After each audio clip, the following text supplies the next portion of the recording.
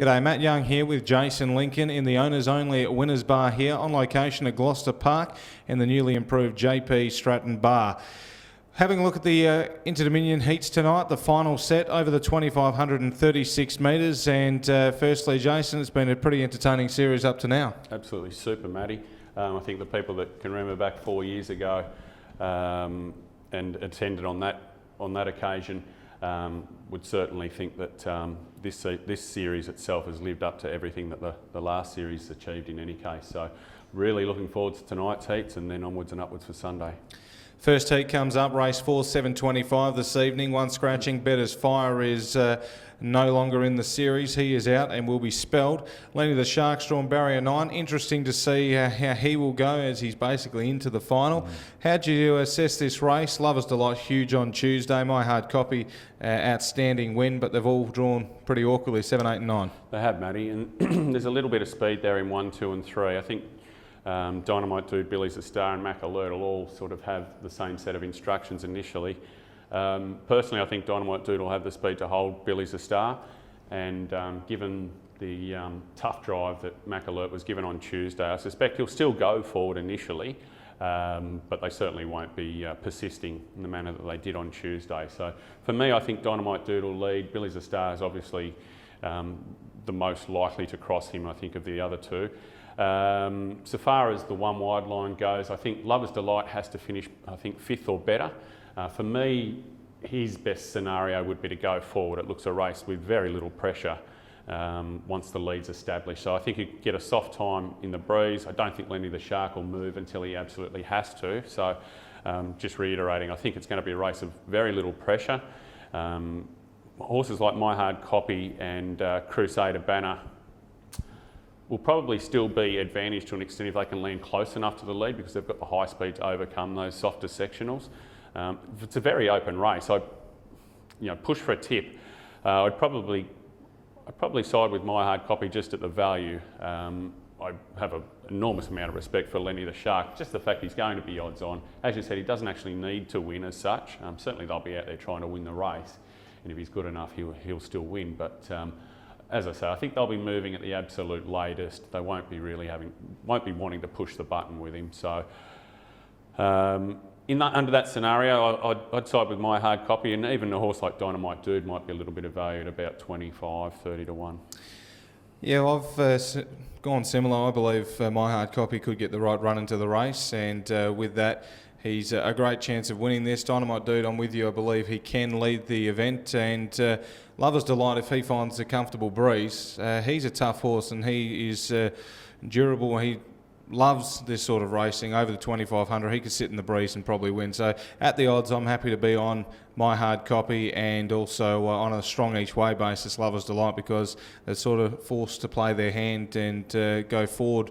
And outside Dynamite Dude, he could be too strong. So I think it was $15 fixed odds. That's a good price. Look, I think he's wonderful odds on the sheer basis of his form, Lover's Delight. I think the little question mark that you would have in the back of your mind is how much Tuesday's run took out of him sitting 3 wide the trip in very fast time over the mile. He is a tough, durable horse, but I suspect that's why you're getting the price you are. If tonight had been a week after Tuesday, I suspect he'd be a lot shorter. Moving on to the second heat, race number 6 on the card, the 10 starters. Our Hijinks comes up with a good barrier draw. Major Crocker, great performance on Tuesday. And track record time, he was run down by My Hard Copy. Clocked My Hard Copy in 26.4. That's just unbelievable off the track. So he wasn't disgraced, Major Crocker. It was a great run. Super run, Matty. And this arguably looks his race to lose. If our Hijinks can do enough to hold out Northview Punter early, which I suspect he will do, then the lead will probably be there for the first horse that's up attacking our Hijinks, and I think that'll be Major Crocker. He showed, they showed their intention on Tuesday, as we suspected. Drove him forward, he was 3 wide early to the breeze, as you said, sat in the breeze in track record time, took a horse to break 26.5 to beat him. He's going super. I'm really impressed with the way he's gone through the series, and tonight's race looks to map ideally for him. Even under the scenario where he doesn't get the front and he sits in the breeze, it still looks an economic enough run for him. Philadelphia man's drawn gate 9. His 2 runs He's gone fantastic. I'll never knock the horse. He's really flying, but at the same time, he had the 34.9 lead time and then a 26.3 first quarter. He's had the races put on to suit him perfectly, and for a horse who's into the final, management's got to come into play. Oh, certainly tonight. I think you'll see Gavin Lang at Gavin Lang's best, and he will, for all the reasons we put forward about Lenny the Shark earlier, I think they'll be exemplified here with Philadelphia Man, who's a horse that arguably can't do as much work as Lenny can in any case. He's looked super throughout the series. Gavin Lang gels with him so well. His style suits the horse. They're a match made in heaven, and it's going to be difficult for him tonight because there's not going to be the pressure in the race that he's got on the first two nights, Matty. And reiterating what we said about Lenny the Shark, he doesn't need to bust a gut to get in there. So look, his class will take him a long way. Don't completely dismiss him from your thoughts, but at the price he is in most markets around the country, I would be looking elsewhere though. Other horses in the race, Liberty Bell Midfrew, her 2 runs in the Inter Dominion have both been solid. She galloped the other day, but still hit the line doing her best work, looking for a run. If she doesn't make the final, which it looks like she won't, she's going to love the drop back to Mares Company. Oh, certainly. She's Mark's really just had to give her soft runs through the series. She's had a couple of awkward draws, and as you said, circumstances haven't always dictated that she's been able to get the right run. I'm not sure really what happened there at Bunbury. She just ran out of room, seemingly. Tonight's race doesn't map any easier for her, I don't think, though, Matty. I saw that she was single figures in some markets. I think that's probably under the odds myself.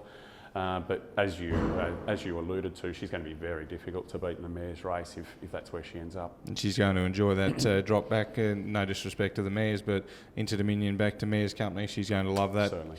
A horse like Waylaid, he's on the brink, unbelievably, when you see his form, but he's on the brink of missing out. They've basically forced to go to the breeze and drive him pretty tough tonight. Well, I think the map. I think the map looks fairly obvious under the scenario we put forward before. If our hijinks holds and hands to Major Crocker, I think it's Waylaid 3 wide the middle to the breeze. They will then just run the race to suit themselves, obviously Major Crocker and Waylaid. So look, I think they're the main two to be working around in the race personally at the price. Philadelphia Man and our hijinks would be the obvious other two for trifecta and first 4 plays for me. So you'll tip Major Crocker? I'm pretty confident about Major Crocker, Matty. We were with him on Tuesday.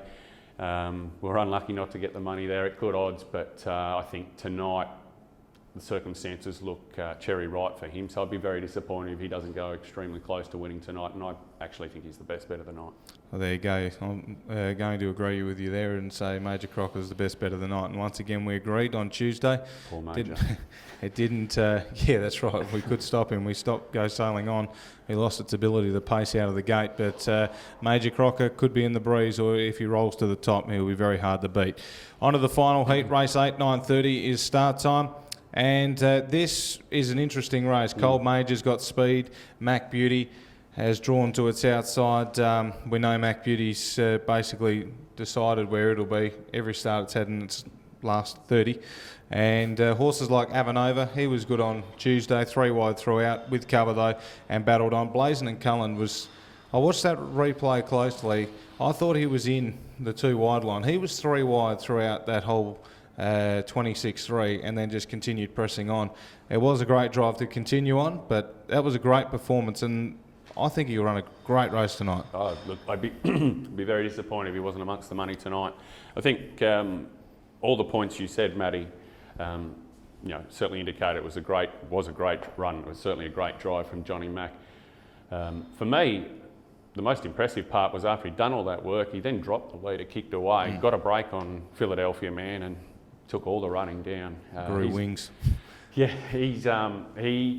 Johnny McCarthy's been very adamant since the start of the series. This horse is underrated, and I think that certainly has shown to be the case through the series, Matty. This is the most open of the heats, certainly for me. The scenario does look like Cold Major will cross to the fence in advance of Mac Alert and then hand that position up. Slight little worry for me personally just about the 1 and the 2, where they get to. If 5-star Anvil can get in front of Meadow Branch DJ, then my map looks something like Avanova in the Breeze with Mac 2, then Classic American, and then you can raffle the 7, 8 and 9, Blazing, Flaming and Devendra. Again, once the speed has established itself, I think they'll back off in the middle stages. I don't think there's going to be any 3-wide middle moves other than the waylaid race throughout these heats. A lot of these horses don't really need to bust a gut. Devendra's case in point here, where I think he only needs to run about 6th or 5th or better. So I don't see them, especially after Tuesday night, rushing the gate or trying anything silly there. I think they'll just go back, take their medicine. Jimmy will just look for shortcuts and give him a nice confidence booster going into Friday. He might flash into a nice placing or something. So far as a tip goes for this, I thought it was probably between Avanova and Mac Beauty. I know a lot of people have arguably been disappointed with Mac Beauty through the series, but I actually haven't been with him in either the mile or the 2100, and I actually think to my eye, he races like he's better suited at this sort of trip. He certainly didn't give it away there on Tuesday after setting a pretty good bat in front. From what I've seen of him, I think he's a very fast horse that goes that one bat, and he seems susceptible to those horses with change-up speed. In this race, he's going to have Avanova outside him, who's a very similar horse in that regard, and if there is a 3-wide line, they're probably going to have to move, let's say from the bell, and I think that's when the pace will be hotting up in the race. So I think on pace is the place to be here. So if I see actually Mac Alert's getting out to some crazy prices with corporates, $8.50, $9. Considering the SPs he's been on the first 2 nights, I think that's an overreaction by the market. So for me, I like him and Avanova for the reasons you put forward, Matty. I thought his run was still very strong at Bunbury. He's a horse that doesn't have change-up speed, so he was always going to find it very difficult when they run those slow second quarters at Bunbury, as we said they would, and then they fly the last 800. So for me, they're the 2 main hopes. Massive respect for Blazing Cullen, and I thought Flaming Flutter went a lot better chasing speed the other night too. Well, I'm happy to be on Avanova. I think over the 2500 he'll run a great race. As you said, no change-up speed, but he can roll and just continue rolling. So I can't agree with you with Mac Beauty. I just can't join you there. Blazing and Cullen, though, I think Blazing and Cullen will race really well here over the 2500, and the way he's been going, especially his 2 runs in WA, they've been brilliant. His whole preparation has been brilliant. So I think it's between Avanova and Blazing and Cullen for me. So that's the Inter-Dominions, the final set of heats over the 2500 wrapped up. We need a best. We've both given Major Crocker, but is there another best on the card that you quite like? There is. I do think I think we were just talking earlier on Tab Touch. I think this morning's around about the 360 mark. I think that's a great bet. So I think he is the best bet of the night. I think CMAC's probably the other good thing of the night. 230, 240. I think that still might play. I think he might be close to the even money mark on the night. It's a race that he looks to get forward nice and easy. Fernley Rebel looks the leader. 2100 doesn't really suit Fernley Rebel, so I'd prefer to be on the stronger horses, they being CMAC and Norvik Night Owl. CMAC maps to obviously get a much easier run than Norvik does, who was super at Pinjarra. Unbelievable, really, in the standing start race there behind Elegant Christian. So CMAC would be my other good winning bet of the night. So far as value goes, I've thrown this around a few times. I'm going to have something each way the parade in the mares race, Matty, especially if she's going to be, the sort of $17, $18, $19 that she is on fixed odds at the moment. There's a few different speed map scenarios. Speaking with you, I think you've put forward that you think Millie Perez will try and lead all the way. I was very keen on Millie Perez in the mares race here last week, but I suspect that she's better sat up. So even though it is a mile, it'll be a high pressure race. In that respect, I think that maybe the peg line and the 1 wide line could be actually a little bit susceptible. So if a horse like Frith has to go back, and there's a lot of contingencies in this selection, obviously. If Frith has to go back, which I suspect she may, there is a lot of speed, but they do have options, then the parade's got a logical track into the race. And if the 1 wide line and the peg line aren't quite as strong late on in the race, I think the moving lines will get home at the top of them. So I was just really impressed with the way she went last week. I was really hoping she'd draw a gate here. She hasn't, but I think she'll still appreciate the early burn, and hopefully she can get into the race late. She's going to be good odds, so you're certainly not going to go broke backing her, Matty. My best of the night, I'm going with, Major Crocker's obviously the one that we've both come up with, 360. I think that's a great price as well, especially if he leads. He's a horse that's going to take a power of beating out in front around Gloucester Park. Swim between the flags in the last, I believe, 2 horses off the front. Ryan Warwick, great standing start driver. This horse was fantastic at Pinjarra when Nathan Purdon drove. Galloped at about the 1200 or so, come to the outside and finished on really well to run second to get over a horse who had the perfect run like Lampard. It's not an overly strong field. Better Rock-On's obviously a big threat in the race. There's a couple of nice ones, but happy to be on Swim Between the Flags. You're probably looking at short enough odds, but leading, I think this horse can win. And as far as value, I'm going to stay loyal to the family and tip Major Catastrophe at odds. Assassinator's very short, $1.55. He's done his best racing in recent months, sat up basically. So leading, the horse is flying, but just leading, I think, is just that little question mark over how good he's going out in front. He's really proven his point behind. Yep. But in front, and Major Catastrophe is very strong. His run in the York Cup was very good.